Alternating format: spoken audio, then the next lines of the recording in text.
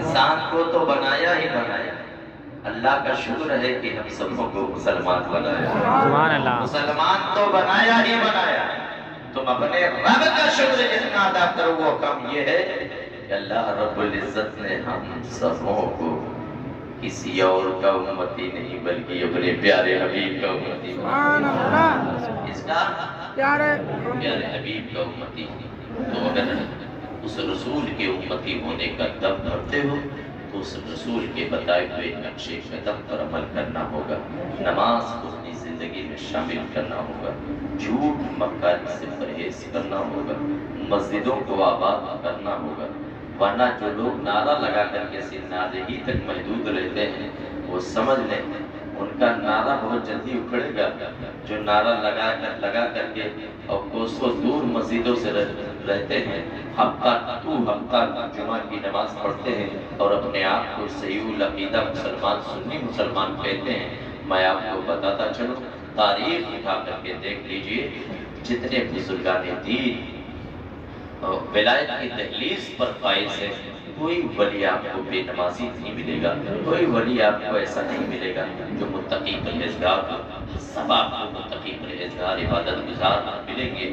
کچھ تو ایسے ملیں گے آپ کو کہ اللہ کی عبادت و ریاضت میں وہ کھانا پینا تک بھول جایا کرتے تھے، کھانا پینا تک بھول جایا کرتے تھے، کھانے پینے پر ترک بھی کر دیا کرتے تھے۔ ایسے ایسے اللہ کے برگزیدہ بندے ملیں گے، لیکن ہم اور آپ لنگر کھائیں ہم، غوث اعظم کی چھٹی 11ویں کھائیں ہم، غریب نواز کی چھٹی کھائیں ہم، مکتوم پاک کے نام کا لنگر کھائیں ہم، کھانے میں بہت آگے ہیں لیکن عمل کرنے میں بہت پیچھے تھے۔ لینا ہے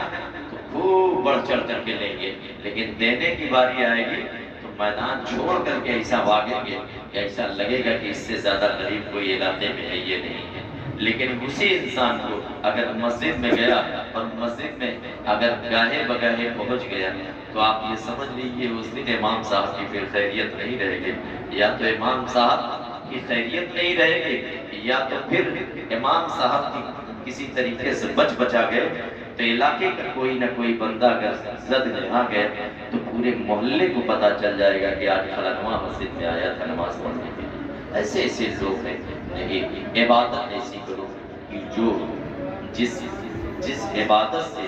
اللہ بھی راضی ہو، اللہ کا رسول بھی راضی ہو۔ اس لیے دکھانے کے لیے نہیں، اور بہت سارے لوگ ہیں کہ جو